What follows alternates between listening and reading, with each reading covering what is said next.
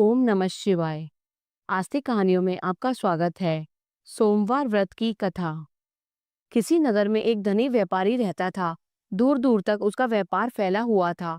नगर के सभी लोग उस व्यापारी का सम्मान करते थे। इतना सब कुछ संपन्न होने के बाद भी वह व्यापारी बहुत दुखी था, क्योंकि उसका कोई पुत्र नहीं था, जिस कारण अपने मृत्यु के पश्चात व्यापार के उत्तराधिकारी की चिंता उससे हमेशा सताती रहती थी। पुत्र प्राप्ति की इच्छा से व्यापारी प्रत्येक सोमवार भगवान शिव की व्रत पूजा किया करता था और शाम के समय शिव मंदिर में जाकर शिव जी के सामने घी का दीपक जलाया करता था। उसकी भक्ति देखकर मां पार्वती प्रसन्न हो गई और भगवान शिव से उस व्यापारी की मनोकामना पूर्ण करने का निवेदन किया। भगवान शिव बोले, इस संसार में सबको उसके कर्म के अनुसार फल की प्राप्ति होती है। जो प्राणी जैसा कर्म करते हैं उन्हें वैसा ही फल प्राप्त होता है। शिवजी द्वारा समझाने के बावजूद मां पार्वती नहीं मानी और उस व्यापारी की मनोकामना पूर्ति हेतु वे शिवजी से बार बार अनुरोध करती रहीं। अंततः माता के आग्रह को देखकर भगवान भोलेनाथ को उस व्यापारी को पुत्र प्राप्ति का वरदान देना पड़ा। वरदान देने के पश्चात भोलेनाथ मां पार्वती से बोले, आपके आग्रह पर मैंने पुत्र प्राप्ति का वरदान तो दे दिया, परंतु इसका पुत्र 16 वर्ष तक की अधिक आयु से जीवित नहीं रहेगा। उसी रात भगवान शिव उस व्यापारी के स्वप्न में आए और उसे पुत्र प्राप्ति का वरदान दिया और उसके पुत्र के 16 वर्ष तक जीवित रहने की भी बात बताई। भगवान के वरदान से व्यापारी को खुशी तो हुई, लेकिन पुत्र की अल्पायु की चिंता ने उस खुशी को नष्ट कर दिया। व्यापारी पहले की तरह सोमवार के दिन भगवान शिव का विधिवत व्रत करता रहा। कुछ महीनों के बाद उसके घर एक सुंदर बालक ने जन्म लिया और घर में खुशियां ही खुशियां भर गई। बहुत धूमधाम से पुत्र का जन्म समारोह मनाया गया, परंतु व्यापारी को पुत्र जन्म की अधिक खुशी न हुई, क्योंकि उसे पुत्र की अल्पायु के रहस्य का पता था। जब पुत्र 12 वर्ष का हुआ तो व्यापारी ने उसे उसके मामा के पास भेज दिया वाराणसी पढ़ने के लिए। लड़का अपने मामा के साथ शिक्षा प्राप्ति हेतु चल दिया। रास्ते में जहाँ भी मामा भांजे विश्राम हेतु रुकते, वहीं यज्ञ करते और ब्राह्मणों को भोजन कराते। लंबी यात्रा के बाद मामा भांजे एक नगर में पहुंचे। उस दिन नगर के राजा की कन्या का विवाह था, जिस कारण पूरे नगर को सजाया गया था। निश्चित समय पर बारात आ गई, लेकिन वर का पिता अपने बेटे की एक आंख से काने होने के कारण बहुत चिंतित था। उसे भय था कि इस बात का पता चलने पर कहीं राजा विवाह से इनकार ना कर दे, इससे उसकी बदनामी भी होगी। जब वर के पिता ने व्यापारी के पुत्र को देखा तो उसके मस्तिष्क में एक विचार आया।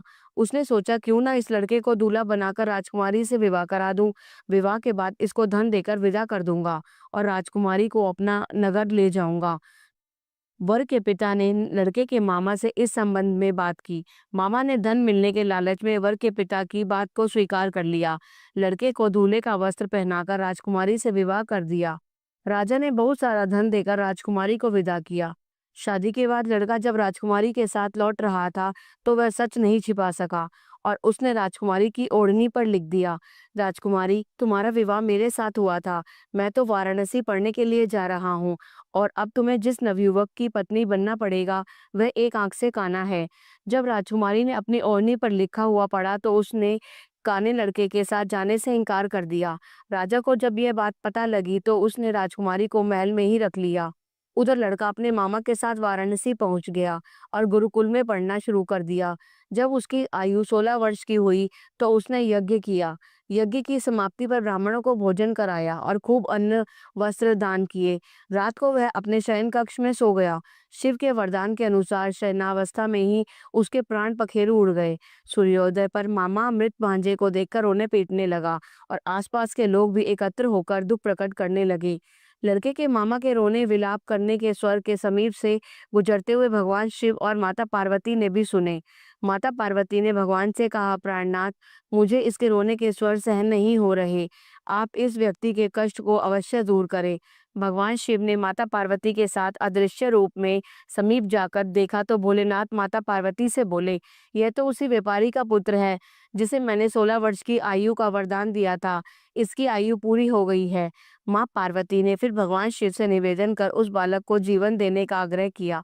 माता पार्वती के आग्रह पर भगवान शिव ने उस लड़के को जीवित होने पर वरदान दिया और कुछ ही पल में वह जीवित होकर उठ बैठा।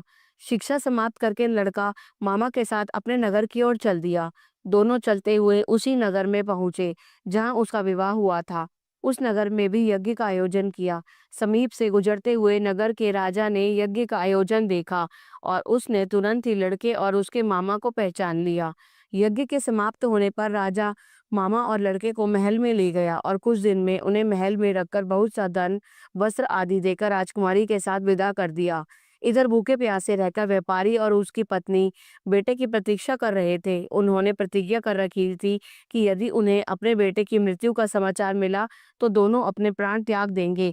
परंतु जैसे ही उसने अपने बेटे की जीवित वापस लौटने का समाचार सुना तो वह बहुत प्रसन्न हुआ। वह अपनी पत्नी और मित्रों के साथ नगर के द्वार पर पहुंचा।